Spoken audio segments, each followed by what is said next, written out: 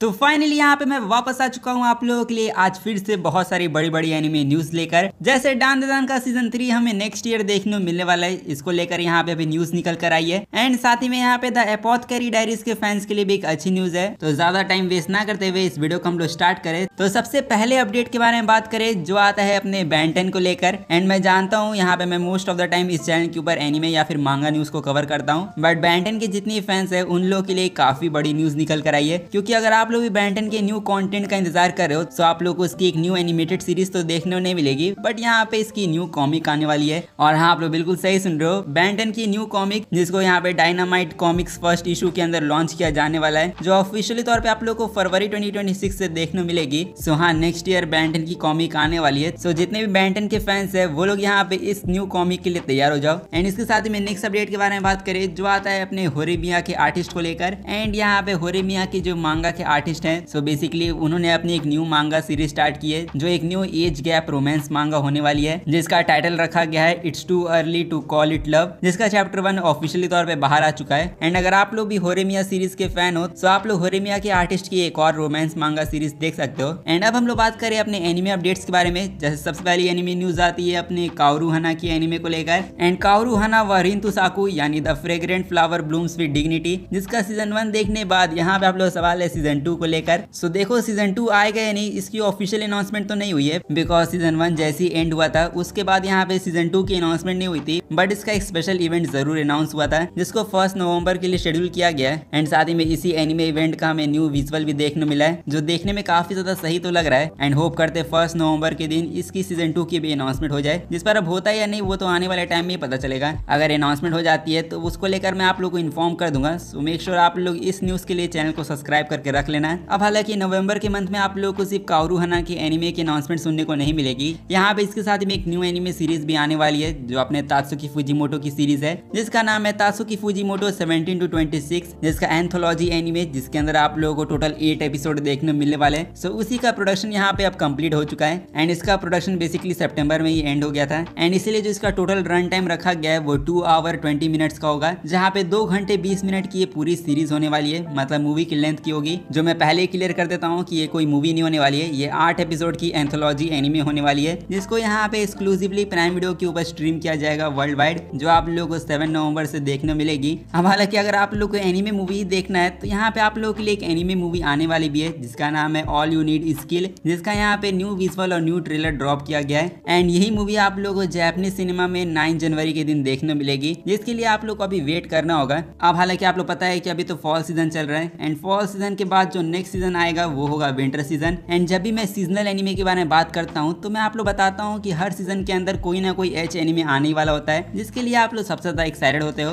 तो इस सीजन भी कुछ एच एनिमेज आने वाले थे जो शायद आप लोग देख भी रहे होगे। बट यहाँ पे बात करें नेक्स्ट सीजन के बारे में, क्योंकि नेक्स्ट सीजन का भी कोई जुगाड़ लगाना होगा आप लोग के लिए। एंड आप में से काफी सारे लोगों का सवाल हो सकता है कि नेक्स्ट सीजन में कोई एच एनिमे आने वाला है भी या नहीं। तो आप लोग ज्यादा टेंशन लेने की जरूरत नहीं है, बिकॉज यहाँ पे नेक्स्ट सीजन में भी एक एच एनिमे आने वाला है। एंड ये एच एनिमे होने वाला है new sexy Android Yuri TV anime, जिसका नाम काफी ज्यादा यूनिक है। आई मीन इसका नाम है does it count if you lose your virginity to an android, जिसका टाइटल सुनकर ही आप लोग समझ गए होंगे कि ये एनिमे किस टाइप का होने वाला है। एंड बेसिकली यही एनिमे हम लोगों को जनवरी 2026 में देखने मिलेगा, यानी विंटर सीजन में। एंड मैं पहले क्लियर कर देता हूँ कि ये कोई नॉर्मल एच एनिमे नहीं होने वाला है, क्योंकि मैंने इसकी मांगा को चेकआउट किया है। एंड यहाँ पे इसकी मांगा लिटरली बहुत ही ज्यादा खतरनाक है। आई मीन इसके हर चैप्टर के अंदर कुछ ना कुछ स्पाइसी स्टफ होता ही रहता है, जिसको देखकर साफ साफ क्लियर हो जाता है कि इसको एनिमे नहीं बोलना चाहिए, इसको एच एनिमे ही बोलना चाहिए। एंड अभी तक तो इसका अनसेंसर्ड वर्जन कंफर्म नहीं हुआ है, बट मैं श्योर होकर कहता हूँ कि इसका अनसेंसर्ड वर्जन भी आएगा, बिकॉज इसको सेंसर्ड रिलीज करना ही बेकार है, क्योंकि इसके अंदर वही चीजें होती रहती है जो एच एनिमे के अंदर होती है। और हालांकि एक बुरी चीज है कि ये यूरी एनिमे होने वाला है। सो अगर आप लोग स्ट्रेट वाले एच एनिमेस देखते हो तो इसके अंदर आप लोगों को वैसा कुछ भी देखने को नहीं मिलेगा, जिस पे चलो अब एच एनिमे तो एच एनिमे ही होता है। बाकी आप लोग इस वियर्ड एनिमे को देखोगे या नहीं वो आप लोग कमेंट में जाके बता सकते हो।